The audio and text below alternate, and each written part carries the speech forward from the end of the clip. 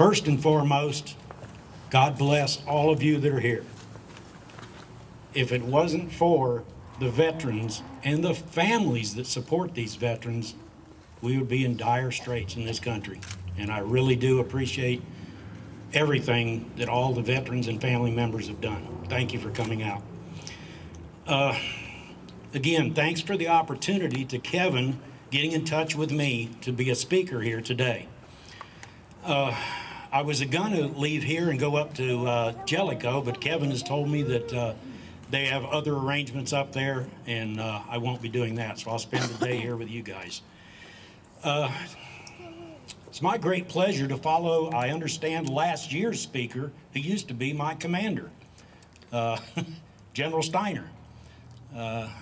We met years and years ago across the big pond, and we met again just a couple years ago at an Eagle Scout presentation program, and we come in the room, and he looked at me, and I looked at him, and something clicked. And I think he had forgotten where and when we met, and it was over in the Persian Gulf area before the first Gulf War. As you know, he was the commander of the Special Operations Task Force at not Fort Bragg, that's where I was. He was down at MacDill Air Force Base and with SOCOM. And he was in charge of all of the Special Operations units that were overseas at the time. But I served with him with great pleasure. He's a heck of a veteran, he really is. This day, as we honor and recognize all servicemen and women who have worn the uniform and served their country, I know we all will be reflecting back on our own time spent doing what we did to defend our country and the freedoms we enjoy as Americans. And as we do reflect and remember those events, don't forget the loved ones and the family members who supported our commitments and duties as we upheld our oath to the country we love. Because without the support from the loved ones from every home that we're a member of as we were deployed, it would have been very much harder to endure our time away. Army, Navy, Marines, Air Force, Coast Guard, Reserve, and National Guard, people of all branches of the service served their time within the confines of our own country, while some served overseas in various areas around the world. Some served in combat theaters, some did not. But no matter what the branch of service, the location or time of their service or war that they served in, we all should be very proud of our service because we are all brother and sister veterans. My life after 20 years of service has pretty much been dedicated to serving veterans. I worked, like Kevin said, with the Tennessee Department of Labor and Workforce Development. I am a DVOP, that stands for Disabled Veterans Outreach Program Specialist. And I also serve a dual role as an LVER, Local Veterans Employment Rep, where I deal with employers helping veterans find jobs. And on the DVOP side, I help disabled and homeless veterans back to a viable member of society and find out what barriers they have and how we, in our job, can help them overcome those barriers. This job is very challenging but rewarding, especially in the tough times we're having now with the depressed economy and the unemployment numbers being so high. That's what's really, really a challenge for me, to help every veteran that I can, especially when they come back from a combat situation. I make sure, by dealing with the employers in my community through ESGR, of which I volunteer for, ESGR is Employer Support for the Guard and Reserve, I make sure the employers understand it is federal law, USERRA law, that these veterans get their job back when they come home, especially in the times we're in right now with the economy the way it is. And that is another thing I take great pride in. I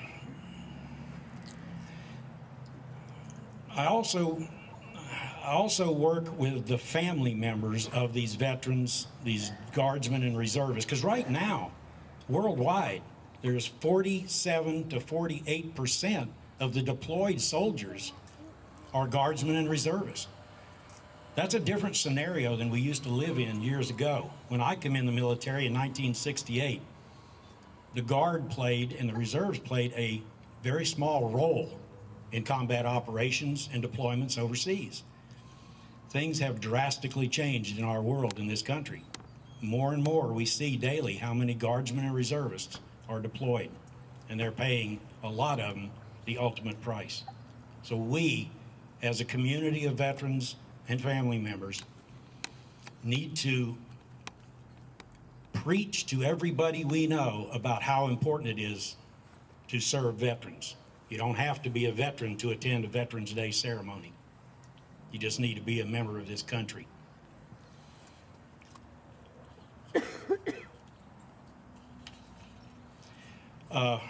One final thing that I really do feel,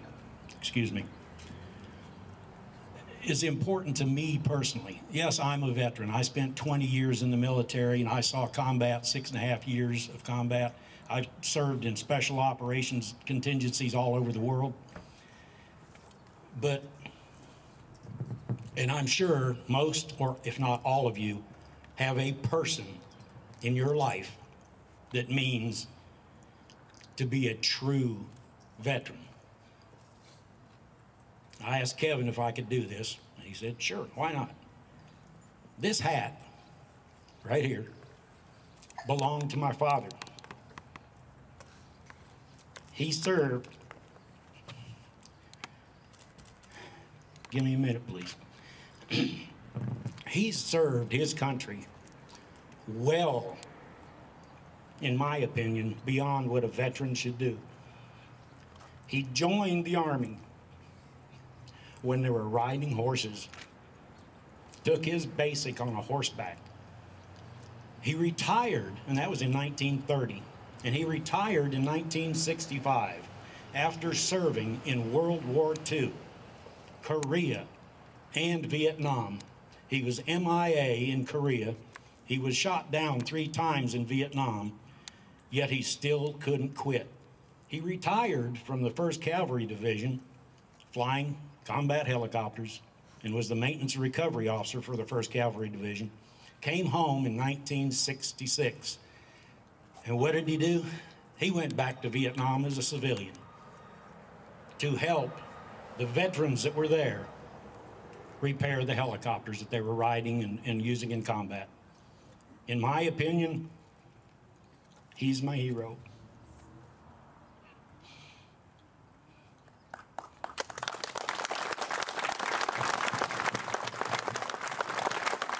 And so is every veteran this country has. God bless all of you. And thank you so much for letting me be the guest speaker.